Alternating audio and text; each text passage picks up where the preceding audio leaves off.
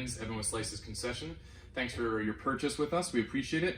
I'm going to be talking to you today a little bit about something that's very important for many of your machines. If you're getting a gravity-fed machine, your machine is going to have an air tube.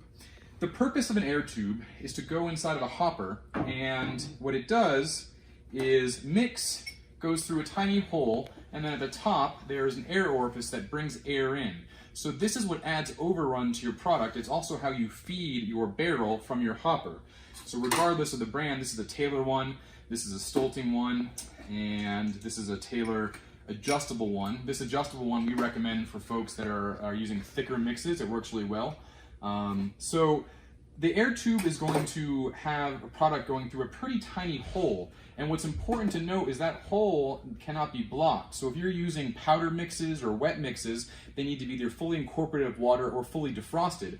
Because if you stop up this hole, that can stop up the barrel and then make no product come out, and it can cause overfreezing or other issues. On the Stolting, their air tube is one piece right here, and it works just like the same way. So product goes through here, and then air gets pulled down into the products, and this is how you achieve your overrun. One important thing to note for only Taylor machines is that many of their models, during standby or the nighttime mode, you would take your air tube, and this is how you normally use it. You would actually flip the stick, and then you would put it like this, and this would stop the product from moving back in between the hopper and the barrel. And then when you go back into auto, you would put this back on and put the air orifice back in. So that's just a quick tutorial or 101 on air tubes. They're very vital. They're the first line of defense of getting the product from the hopper into the barrel, and they're where a lot of your profit is made, so it's important that you always are checking them. It's important that these little air orifices especially aren't blocked with product or dried sugar. And we think that you should consider making sure that if you are having a thicker product, that you use an air tube that is adjustable that can actually take a thicker product. So if you have any questions, you can always let us know, but this is a quick 101 for air tubes, and no matter what though, you should read the manual of your exact machine and make sure that you're using the instructions of the manual for that exact model. This is just a general run-through. Thanks. Evan with Slice's Concession, and today we're going to be talking to you a little bit about your pressurized machine. So machines can come in either gravity or pressurized. So if you purchase a machine from us and it has a pump in it, now that pump could be up top like this Taylor C712. It could be in a bottom cabinet like an 8756 Taylor, or maybe a Stolting U431 or a F431. You could even have a Carpigiani UC model, which might have the pumps up here. No matter what, there's some basic information about pumps that you need to know. We'll use this Taylor to kind of explain things, and it's important that if you have a different model that you read the manual directly on that model and how those pump works. But here are some good lessons or rules for the roads on pumps.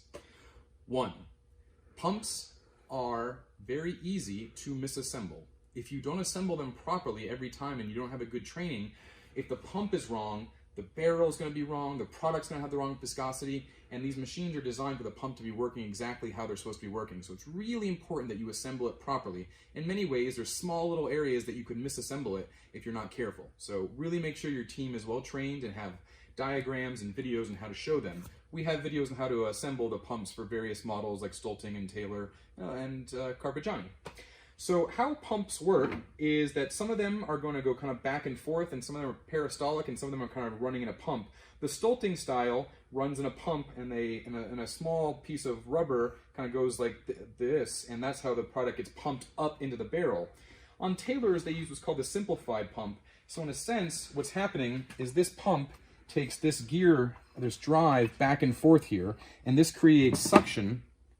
And what happens is the mix then can be taken from the hopper, and then air is brought down in, and that is delivered into the barrel. So this is going back and forth. It's pulling air in here, pulling mix in here, meeting it, and then it's pressurizing the barrel. So that's how a pressurized machine works. So there's a lot of moving parts inside here that need to be lubed, and O-rings that need to be put in the right place. So it's really important that those are all tight. There's also some adjustability. So in all of the C712 or C706 pump types, and in some 8756 pump types, there is an air orifice that can be gotten at different sizes. So this is an air orifice that allows how much air or overrun to go into this machine.